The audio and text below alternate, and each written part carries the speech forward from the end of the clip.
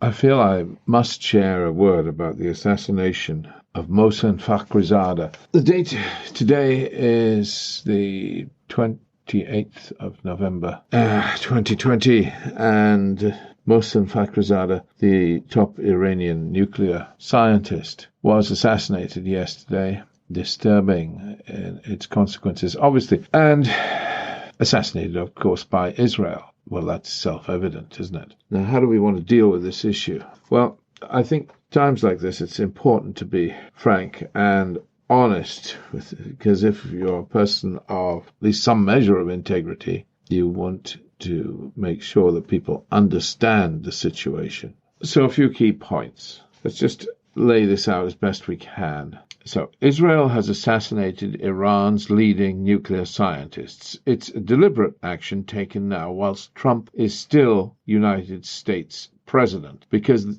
Israel can be confident of Trump's wholehearted support. They are less sure of President-elect Biden's wholehearted support. Israel's generals do not want war with Iran. They are aware that Iran has a mutually assured destruction approach, and a preemptive strike that took out all of Hezbollah's missiles as well as all of Tehran's is a big ask, even for the combined forces of Israel and the United States of America. Is Iran eager to acquire nuclear weapons? Undoubtedly, some in Iran would like them, just like some in Israel would like war. Not, however, the supreme leader of Iran. The supreme leader of Iran does not want nuclear weapons. He has made that clear, and he's done so repeatedly.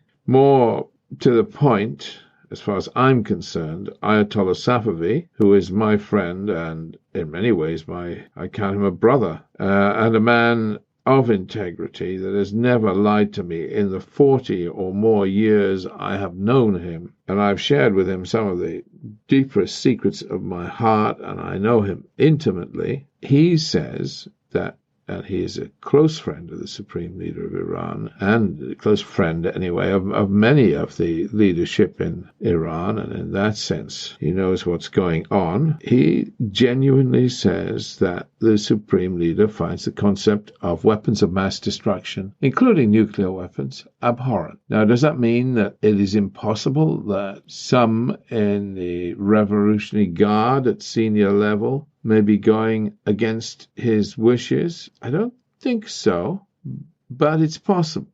It is possible. Of course it's possible. And of course it's possible that this nuclear scientist that was assassinated might have been engaged in work of that kind. It's possible. But, I mean, Ayatollah Safavi, my friend, his brother is General Rahim Safavi, for example. And I can't see any of the mainstream establishment in Iran going against the wishes of the incumbent supreme leader of Iran, who is vehemently opposed to weapons of mass destruction, or what are called weapons of mass destruction. That's chemical and biological and nuclear weapons.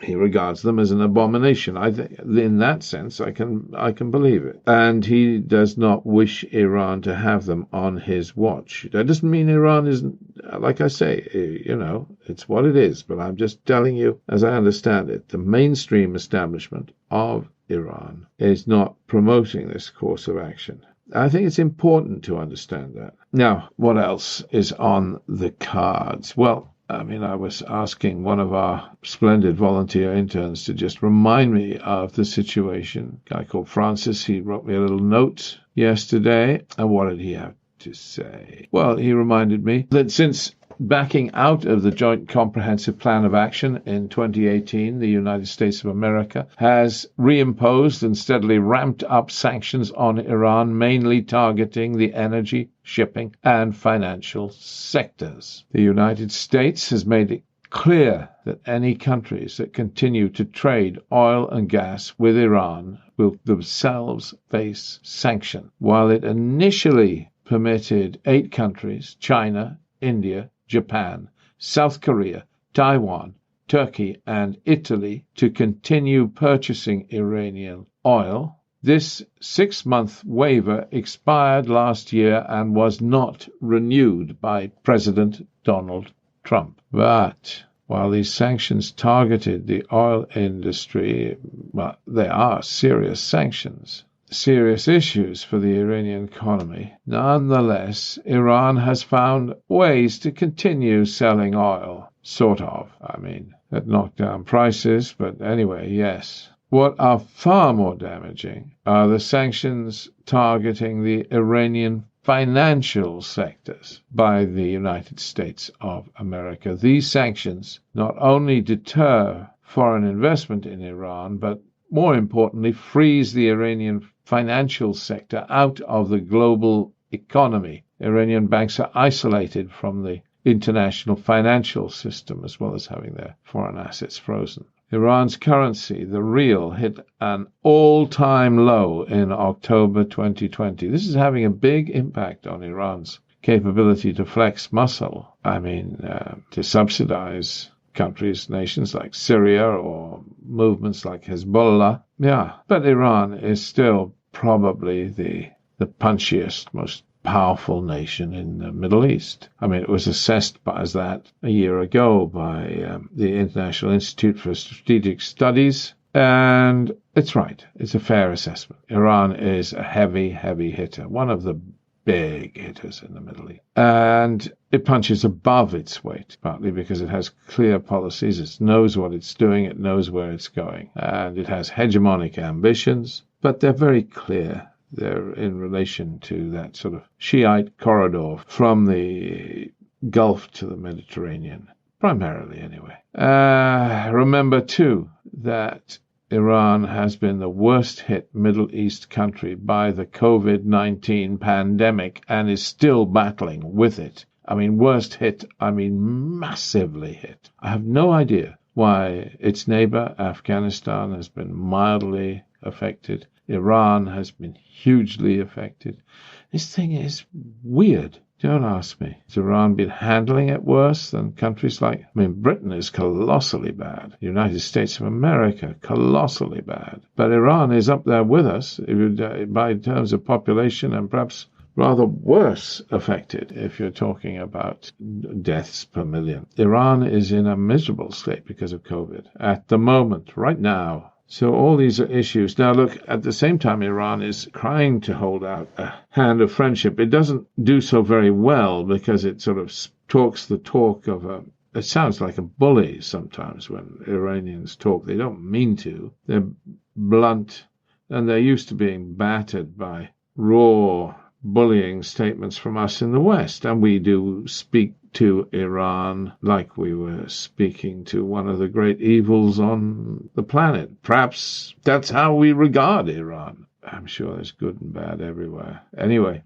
the point is we talk to them that way, so they talk to us that way. But we don't like to hear it. So they tend to be rather brutish in their conversation. I wish they wouldn't. I find certain things obscene about Iran. They still chant death to America, death to Israel at Friday prayers. How obscene is that? How childish. At least we aren't that infantile in the West. But, I think actually that's worse than a potential nuclear weapons program. Almost as obscene as the Muslim nations' support for China, whilst China murders, imprisons millions of Muslims. I never do understand that. That's an aside. But Iran is just like the others, the Arab nations, in their support for China, while it persecutes and kills the Uyghur women and children and men and enslaves them. Beyond my comprehension sometimes that nations can be so immoral. So can you trust Iran any more than you can trust anyway? We're pot calling the kettle. We are obscene sometimes in some of our actions. The great nations of the world, if we listed their shames, it would be a long list, but up there with them would be Iran chanting death to Israel, death to America at Friday prayers. Honestly. But what? But Iran is actually, in its way, in its rather clumsy way, trying to hold out a hand of friendship to the West. And Iranians I speak to are saying we even take investment from America in Iran. They'd have to use a UK intermediary at the moment while relationships are so bad, but they try to be constructive. And if American companies wanted to invest in Iran in a post-Trump era, yeah, it's possible. But no, I understand that from Iranians. I'm not talking, this is not me talking in that regard. So Iran looks forward to a Biden presidency. It really is something they want to see.